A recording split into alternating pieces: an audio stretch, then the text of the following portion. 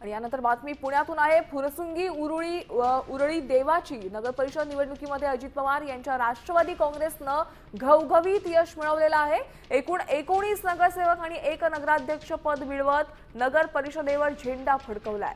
या विजयानंतर सर्व नवनिर्वाचित नगराध्यक्ष आणि नगरसेवकांनी अजित पवार यांची भेट घेतली आहे।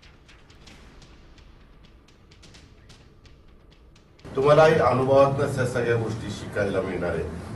मी थोडे दिवस जाऊन देतो आणि नंतर सगळ्या नगरसेवक नगरसेविका नगराध्यक्ष आपण सगळे मिळून ज्याला उपनगराध्यक्ष सभागृह नेता हे करावं लागतात आपल्याला, ते आपण करू जे सगळ्यांना बरोबर घेऊन जातील, सगळ्यांशी समन्वय साधून वागतील आणि यशदाला तुमचा 1-2 दिवसाचा कार्यशाळा त्या ठिकाणी घेतो।